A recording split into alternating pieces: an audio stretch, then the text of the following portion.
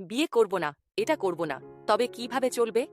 তাহলে আমি সঠিক দিকেই তো যাচ্ছি, তাই না স্যার? কখনো কখনো মনে হয় এটা খুবই এক্সট্রিম একটা সিদ্ধান্ত নিয়ে ফেলছি।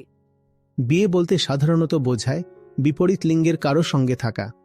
ধরুন আপনার ক্ষেত্রে একজন পুরুষের সঙ্গে থাকা, ঠিক আছে, এটাই তো বোঝায়, তাই না?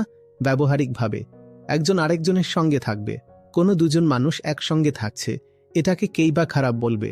সমস্যা তখনই হয় যখন একসঙ্গে থাকার সিদ্ধান্তটা চেতনা থেকে নয়, পরম্পরা থেকে করা হয়।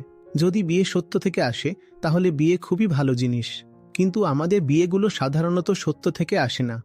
আমাদের বিয়েগুলো পরম্পরা থেকে আসে, অথবা জৈবিক তাড়না থেকে আসে, যে যুবক হয়ে গেছো এখন বিয়ে করো, বা সমাজ চাপ দিচ্ছে বিয়ে করো।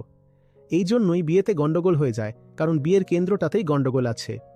কিন্তু যদি তুমি সত্যের কেন্দ্র থেকে বিয়ে করো, তাহলে সত্যের কেন্দ্র থেকে যা করা হবে সবই তো ভালো হবে, তাই না? সত্যনিষ্ঠ বিয়ে অবশ্যই ভালো জিনিস। স্যার, এখন মনে হচ্ছে যে একা থাকতেই বেশি ভালো লাগছে। একাকিত্ব দুই ধরনের হতে পারে। যদি একাকিত্বটা সত্যের কেন্দ্র থেকে আসে, নিজের বোঝাপড়া থেকে আসে, তাহলে এই ধরনের একাকিত্ব খুবই শুভ। কিন্তু যদি একাকিত্বটা বাধ্যতা থেকে আসে, পরিস্থিতি থেকে আসে, বা অন্য কোনো কারণের জন্য আসে, তাহলে সেই একাকিত্বের কারণে তুমি অস্থির হতে থাকবে। বিয়েও খুব ভালো জিনিস, একা থাকাটাও খুব ভালো জিনিস, যদি কেন্দ্রটা সঠিক হয়। কেন্দ্রটা সঠিক হলে একা থাকতে চাইলে একা থাকো, কারোর সঙ্গে থাকতে চাইলে তার সঙ্গে থাকো, যা করবে সবই ভালো হবে। কর্মের নয়, কেন্দ্রের খেয়াল করো, ভেতর থেকে ভালো থাকো, তারপর যা করবে সবই শুভ হবে।